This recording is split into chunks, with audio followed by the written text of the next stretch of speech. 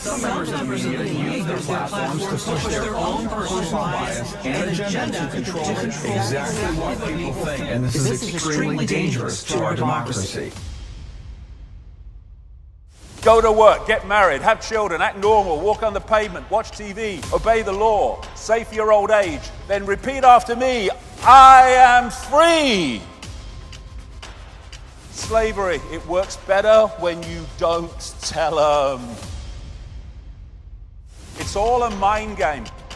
William Casey, CIA director, will know when our disinformation program is complete when everything the American public believes is false. They don't call it television programming for nothing. What if all you ever knew was a lie?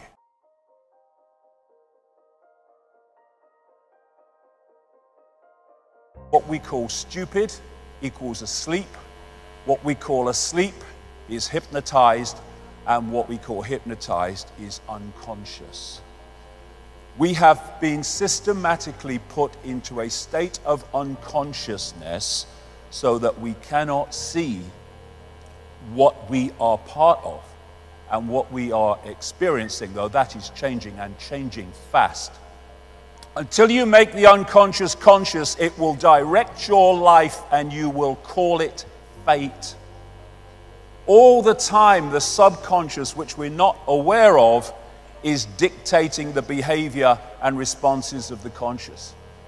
And if we don't understand the unconscious, then the conscious will just be a pawn in a game. It doesn't understand. Go to work, get married, have children, act normal, walk on the pavement, watch TV, obey the law, save for your old age, then repeat after me, I am free. And we keep having to say we're free. And in America, they keep having to tell the people they're free every 5 minutes because they might otherwise suss that they're not. Slavery was never abolished. It was only extended to include everyone. And yet, people go so out of their way to convince themselves they're not in a state of slavery. First stage of disconnecting from slavery, realize you're in a state of slavery. Then you know what to disconnect from. Leonardo da Vinci. There are three classes of people: those who see when they are shown, those who do not see. And this system we call life is designed, again from cradle to grave, to make sure as many people do not see. And that's what I call the perception deception. These are three major CIA people. William Casey, CIA director, will know when our disinformation program is complete when everything the American public believes is false. The CIA owns everyone of any significance in the major media. William Coley, CIA director. Deception is a state of mind and the mind of the state.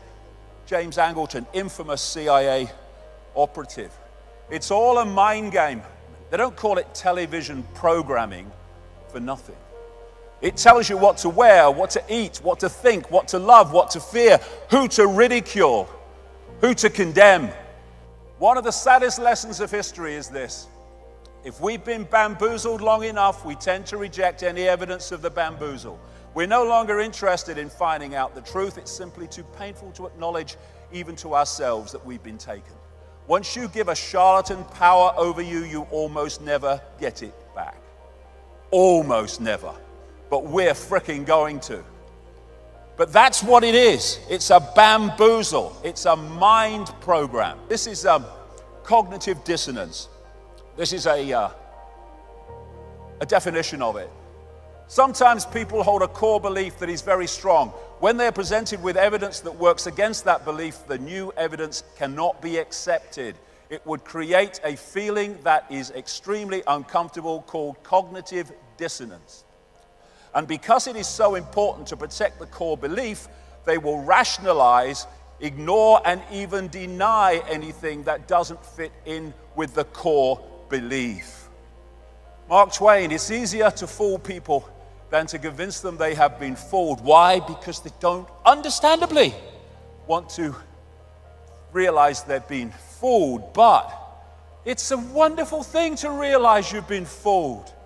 It's a great gift because from that point you will not be fooled any longer.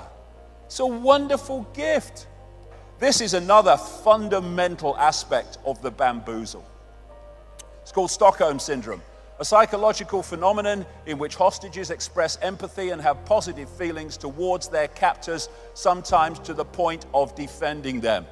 And this scene from the first Matrix movie captured the Stockholm Syndrome so perfectly. You have to understand, most of these people are not ready to be unplugged, and many of them are so inert, so hopelessly dependent on the system, that they will fight to protect it. And this great man, Giordano Bruno, it is proof of a base and low mind for one to wish to think with the masses or the majority, merely because the majority is the majority. Truth does not change because it is or is not believed by a majority of the people. When you find yourself on the side of the majority, it's time to pause and reflect. Why? Because history shows us that invariably the majority are always following a cul-de-sac or a dead end. Mahatma Gandhi, many people, especially ignorant people, want to punish you for speaking the truth, for being correct, for being you. Never apologize for being correct or being years ahead of your time. If you're right and you know it, speak your mind, speak your mind. Even if you are in a minority of one, the truth is still the truth. Birds born in a cage think flying is an illness. What you've been brought up with is your normal, however bloody mad it may be. What we're looking at is what I call bubble people. Bubble people. They live in a bubble of perception and reject anything outside of that perception. Thus, they stay in the bubble. And so all these institutions are programming beliefs and perceptions in the bubble. And unless you break out of it, they're the only perceptions you ever come across. And this is what they say to you. Look, mate, I live in the real world, me. All right, I've got that real world. Go to work, get married, have children, get normal. I am free. That's the real world they're talking about. The real world of human slavery masquerading as freedom. You can ignore reality, but you can't ignore the consequences of ignoring reality. Can you remember who you were before the world told you what you should be? Can any of us remember that? When we're born into a world and from day one we're told who we are, what we should do, what reality is, what we should aspire to, what we should oppose, all of it. Just a program. If you sense more, there is more. Yes. It's people get stuck in the mode of thinking. And when we feel something, what does it feel? You can say, well, it feels right. It shouldn't, but it does. This is the true self. This is the program self. We have the power to change anything. We have got into this situation by realizing or not realizing the power we have, by not realizing the true nature of who we are.